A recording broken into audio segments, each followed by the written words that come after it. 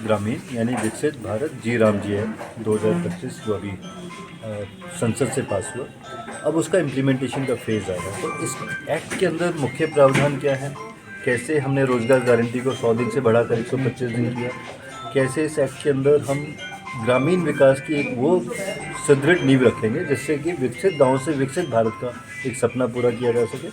और सबसे बड़ी बात है कि एक्ट के अंदर हम पारदर्शिता कैसे लाएं, जो भी हम पैसा खर्च करेंगे चाहे वो उसका ट्रांसपेरेंसी कैसे इंश्योर हो, बायोमेट्रिक अटेंडेंस हो, प्रॉपर जियो टैगिंग के जरिए जितने भी प्रॉपर्टीज़ बनेंगी, जितने भी इसके अंदर कार्य होंगे उनकी मॉनिटरिंग हो सके, एक रूरल इंफ्रास्ट्रक्चर स्टैक क्रिएट हो जिससे कि पूरे भारत का जो एक विकास है ग्रामीण पंचायत के जरिए हो। तो इसीलिए हमने इसका नाम ही रखा है कि विकसित ग्राम पंचायत से विकसित भारत की ओर। ये इसका एक बेसिक ऑब्जेक्टिव है। और साथ ही साथ हमें ये भी ध्यान रखना है कि कहीं ना कहीं जो पीक सीज़न होता था उसमें कई बार श्रमिकों की उपलब्धता को लेकर एक परेशानी रहती थी हमारे किसान भाइयों को।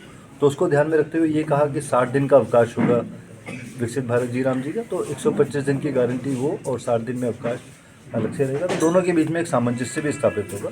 तो इस तरह से पूरी उम्मीद है कि विकसित भारत जी राम जी एक्ट जब ये पूरी तरह से क्रियान्वित हो जाएगा तो जो महात्मा गांधी जी का सपना था कि ग्रामीण इलाकों से ही विकास की इकाई बने और ग्रामीण इलाकों से हमारे विकास की धारा बहते हुए हमें एक विकसित भारत 2047 के संकल्प को पूरा कर सके। आज इसी बारे में आप मीडिया बंधुओं से चर्चा की, उनके सवाल जवाबों को, उनकी क्वेरीज़ को एड्रेस किया गया जिससे कि कोई भी भ्रामक जानकारी हम इसमें ना फैलने दें। ये एक बेहतरीन एक्ट है जिसके माध्यम से गारंटी को बढ़ाया गया है और एक ओवरऑल डेवलपमेंट पर्सपेक्टिव क्रिएट किया गया है।